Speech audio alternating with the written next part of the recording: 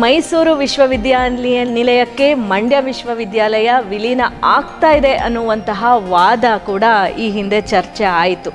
ಆದರೆ ಸಾರ್ವಜನಿಕರಲ್ಲಿ ಅಥವಾ ಪೋಷಕರಲ್ಲಿ ಇನ್ನೂ ಗೊಂದಲ ಇದೆ.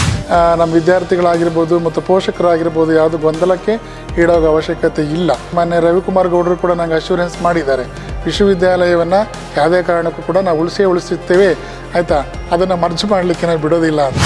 ಪ್ರೊಫೆಸರ್ ಶಿವಚಿತ್ತಪ್ಪ ಅವರು ಮುಂದಿನ ಖಾಯಂ ವಿಸಿಗೆ ಪ್ರಬಲ ಆಕಾಂಕ್ಷಿತರು ಅಂತ, ಈ ಮಾತು ಎಷ್ಟು ಸತ್ಯ? ಪ್ರತಿಯೊಬ್ಬರೂ ಕೂಡ ಆಕಾಂಕ್ಷೆ ಇದ್ದೇ ಇರುತ್ತೆ, ಕಾಯಂ ಕುಲಪತಿ ಆಗಬೇಕು ಅನ್ನುವಂಥದ್ದು. ನನ್ನ ಪ್ರಬಲ ಅಂತ ಖಂಡಿತ ಇಲ್ಲ. ಸರ್ಕಾರ ಏನಾದರೂ ಅವಕಾಶ ಕೊಟ್ಟರೆ ಮಂಡ್ಯ ವಿಶ್ವವಿದ್ಯಾಲಯವನ್ನು ಅಭಿವೃದ್ಧಿಗೊಳಿಸುವ ನಿಟ್ಟಿನಲ್ಲಿ ಖಂಡಿತವಾಗಲೂ ಪಣ ತೊಡುತ್ತಾನೆ.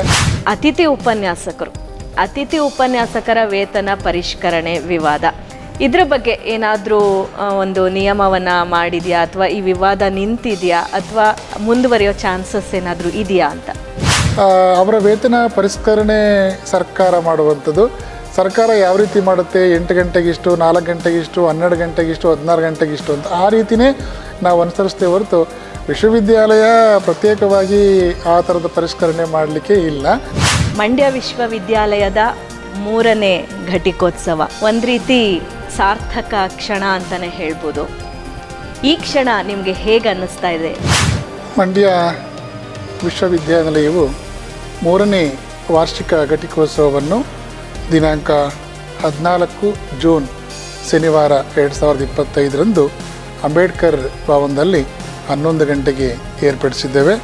ಈ ಸಂಬಂಧ ವಿಶ್ವವಿದ್ಯಾಲಯಗಳ ಕುಲಾಧಿಪತಿಗಳು, ಕರ್ನಾಟಕ ರಾಜ್ಯ ಸರ್ಕಾರದ ರಾಜ್ಯಪಾಲರಾದಂಥ ಸನ್ಮಾನ್ಯ ಶ್ರೀ ತಾವರ್ಚಂದ್ ಗೆಹ್ಲೋಟ್ರವರು ಅಧಿಕೃತವಾಗಿ ನಮಗೆ ದಿನಾಂಕವನ್ನು ನಿಗದಿಗೊಳಿಸಿದ್ದಾರೆ.